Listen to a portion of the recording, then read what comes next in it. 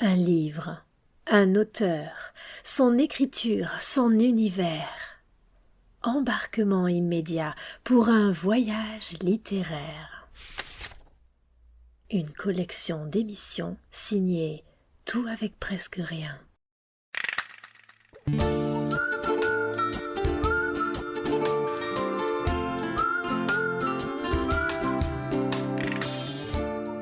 Quel est, selon vous, le personnage le plus extraordinaire jamais rencontré?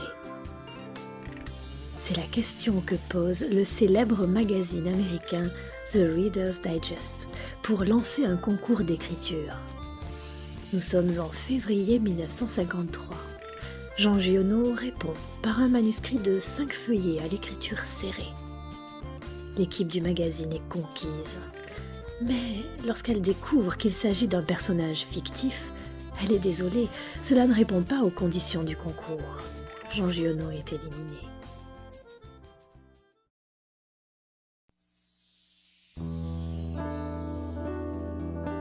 L'histoire est là pourtant. Et quelle histoire! Très vite, un journaliste d'un autre magazine américain, le non moins célèbre Vogue, découvre ce texte. La rédaction a un coup de cœur et le publie aussitôt sous le titre « L'homme qui plantait l'espoir et faisait pousser le bonheur ». S'ensuit un grand succès aux États-Unis. Puis à Londres, puis en Allemagne, en Italie, les publications à l'étranger se multiplient et ce n'est qu'en 1973, à titre posthume, que la nouvelle paraît pour la première fois en France. Depuis, cette histoire ne cesse de faire le tour du monde. Et notre voyage littéraire plante aussi sa graine, si j'ose dire. Voici donc L'homme qui plantait des arbres de Jean Giono.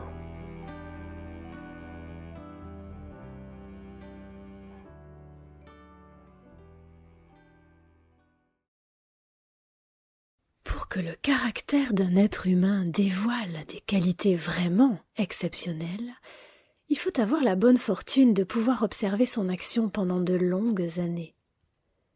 Si cette action est dépouillée de tout égoïsme, si l'idée qui la dirige est d'une générosité sans exemple, s'il est absolument certain qu'elle n'a cherché de récompense nulle part et qu'au surplus elle ait laissé sur le monde des marques visibles, on est alors sans risque d'erreur devant un caractère inoubliable.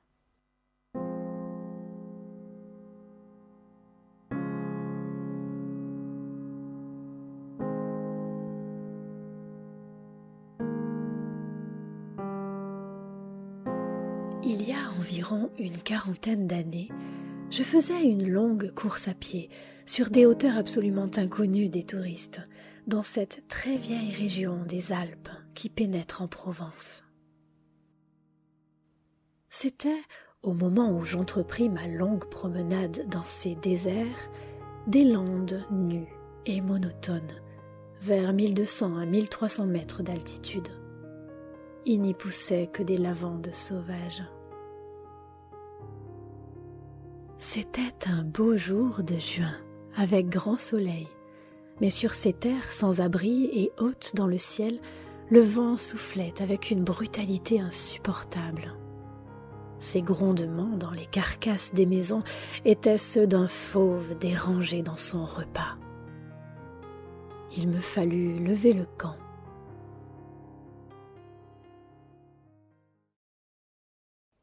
À 5 heures de marche de là, je n'avais toujours pas trouvé d'eau, et rien ne pouvait me donner l'espoir d'en trouver. C'était partout la même sécheresse, les mêmes herbes ligneuses. Il me sembla apercevoir dans le lointain une petite silhouette noire, debout. Je la pris pour le tronc d'un arbre solitaire. À tout hasard, je me dirigeai vers elle. C'était un berger. Une trentaine de moutons, couchés sur la terre brûlante, se reposaient près de lui. Il me fit boire à sa gourde, et un peu plus tard, il me conduisit à sa bergerie, dans une ondulation du plateau.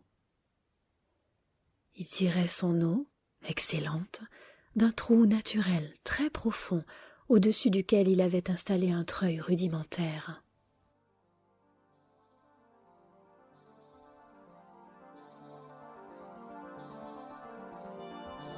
Cet homme parlait peu, c'est le fait des solitaires, mais on le sentait sûr de lui et confiant dans cette assurance. C'était insolite dans ce pays dépouillé de tout. Il n'habitait pas une cabane, mais une vraie maison, en pierre, où l'on voyait très bien comment son travail personnel avait rapiécé la ruine qu'il avait trouvée là, à son arrivée. Son toit était solide et étanche. Le vent qui le frappait faisait sur les tuiles le bruit de la mer sur les plages.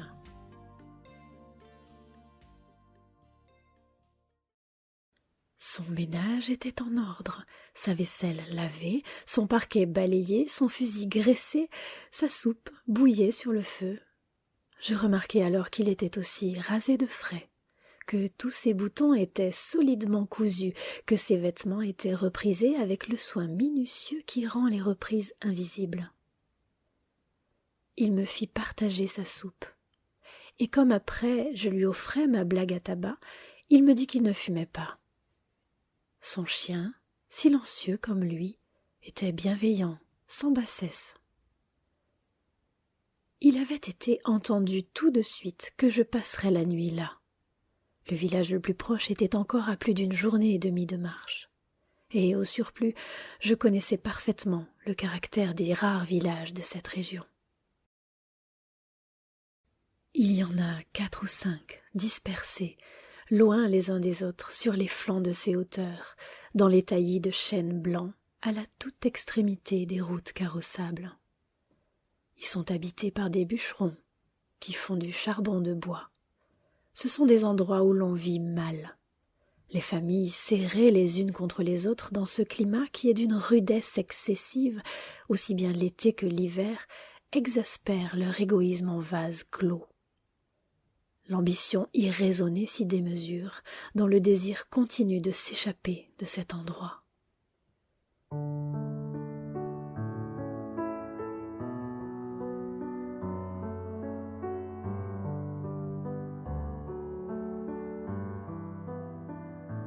Le berger, qui ne fumait pas, alla chercher un petit sac et déversa sur la table un tas de glands. Il se mit à les examiner, l'un après l'autre, avec beaucoup d'attention, séparant les bons des mauvais. Je fumais ma pipe. Je me proposais pour l'aider. Il me dit que c'était son affaire. En effet, voyant le soin qu'il mettait à ce travail, je n'insistai pas. Ce fut toute notre conversation. Quand il eut, du côté des bons, un tas de glands assez gros, il les compta par paquet de 10. Ce faisant, il éliminait encore les petits fruits ou ceux qui étaient légèrement fendillés, car il les examinait de fort près. Quand il eut ainsi devant lui 100 glands parfaits, il s'arrêta et nous allâmes nous coucher. La société de cet homme donnait la paix.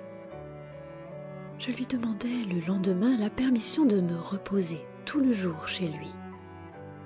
Il le trouva tout naturel, ou plus exactement, il me donna l'impression que rien ne pouvait le déranger. Ce repos ne m'était absolument pas obligatoire. Mais j'étais intriguée et je voulais en savoir plus. Il fit sortir son troupeau et le mena à la pâture. Avant de partir, il trempa dans un seau d'eau le petit sac où il avait mis les glands soigneusement choisis et comptés.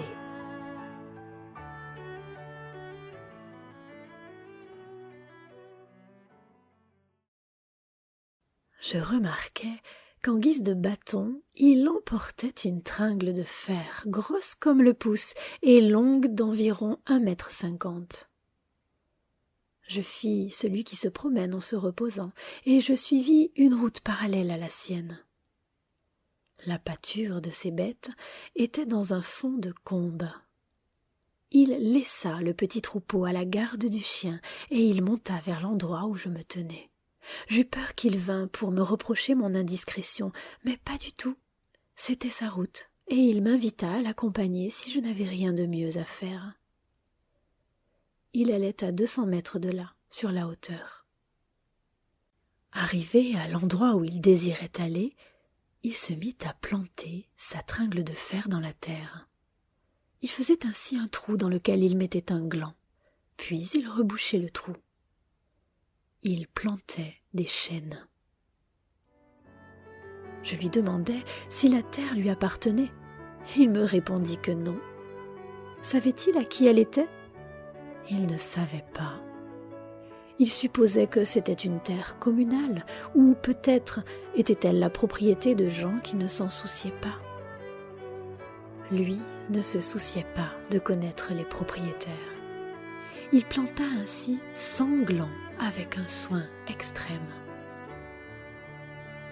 Après le repas de midi, il recommença à trier sa semence.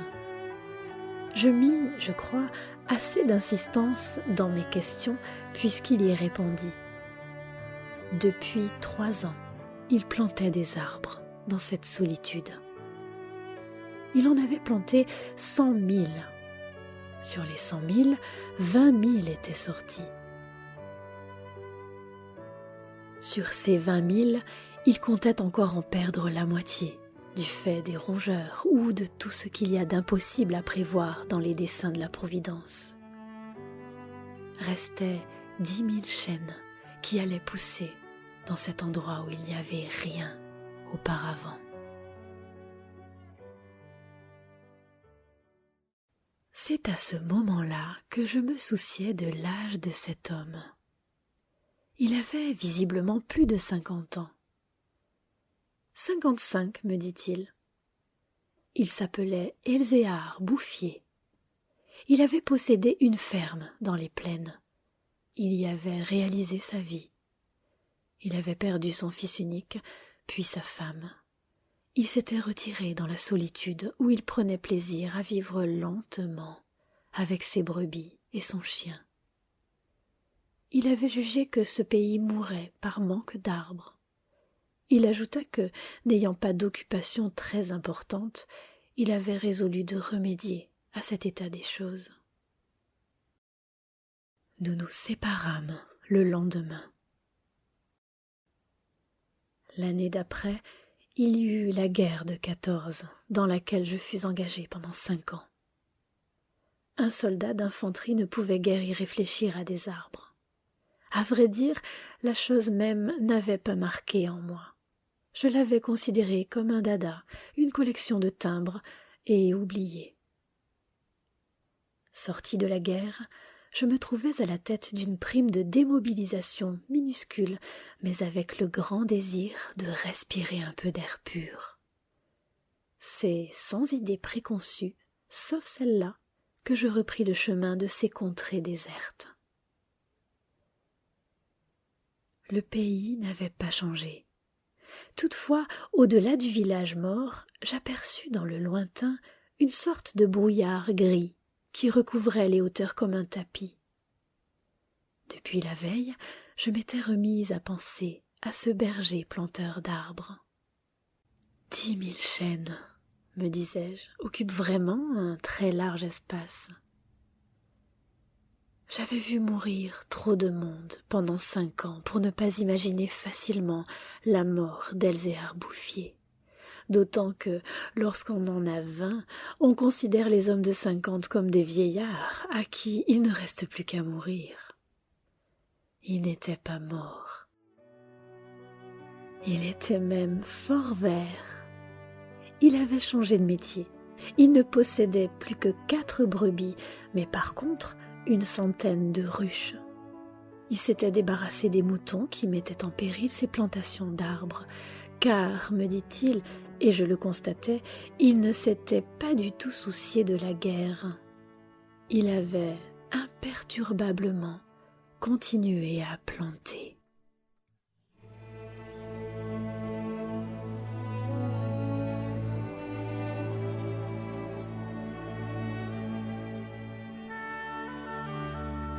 Les Chênes de 1910 avaient alors 10 ans et étaient plus hauts que moi et que lui. Le spectacle était impressionnant. J'étais littéralement privée de parole et comme lui ne parlait pas, nous passâmes tout le jour en silence à nous promener dans sa forêt.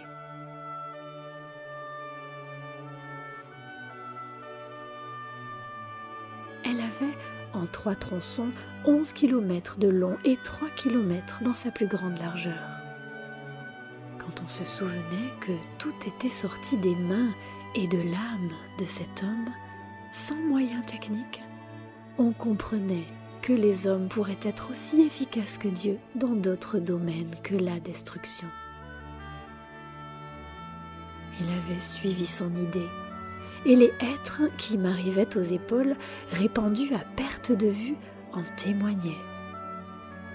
Les chênes étaient drus et avaient dépassé l'âge où ils étaient à la merci des rongeurs. Quant au dessein de la Providence elle-même, pour détruire l'œuvre créée, il lui faudrait avoir désormais recours au cyclone.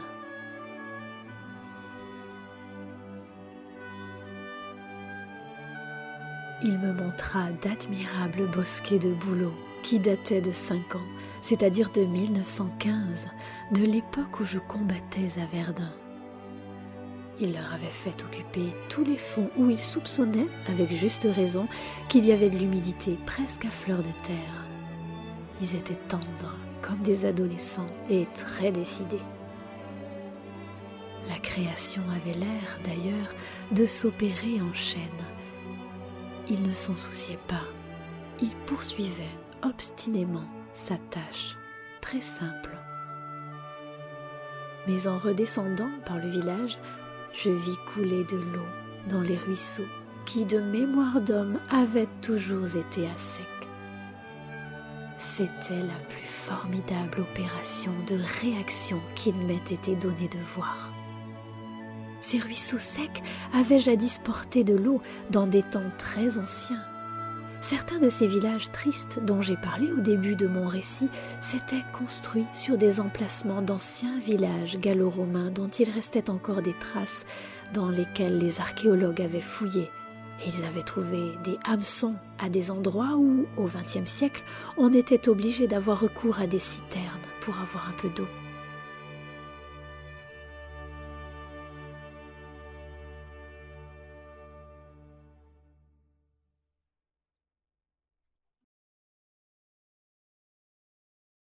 Le vent aussi dispersait certaines graines. En même temps que l'eau réapparut, réapparaissaient les saules, les osiers, les prés, les jardins, les fleurs et une certaine raison de vivre. Mais la transformation s'opérait si lentement qu'elle entrait dans l'habitude sans provoquer d'étonnement. Les chasseurs, qui montaient dans les solitudes à la poursuite des lièvres ou des sangliers, avaient bien constaté le foisonnement des petits arbres, mais ils l'avaient mis sur le compte des malices naturelles de la terre. C'est pourquoi personne ne touchait à l'œuvre de cet homme. Si on l'avait soupçonné, on l'aurait contrarié. Il était insoupçonnable. Qui aurait pu imaginer, dans les villages et dans les administrations, une telle obstination dans la générosité la plus magnifique?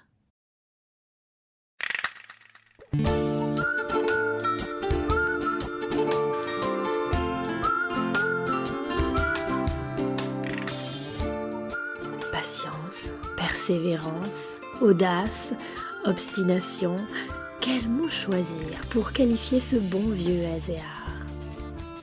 Je dirais qu'au-dessus de tous ces mots, il y a l'action. Ézéar n'est pas bavard, il ne se disperse pas en vaines pensées, il agit. Il n'y a pas de geste qui soit trop petit pour contribuer à changer le monde. Et paradoxalement, cela se fait en toute modestie. Jean Giono aussi agit grâce à ce petit ouvrage. Un tout petit ouvrage, à vrai dire, petit comme une graine. Mais des graines naissent les plus grands arbres, n'est-ce pas ?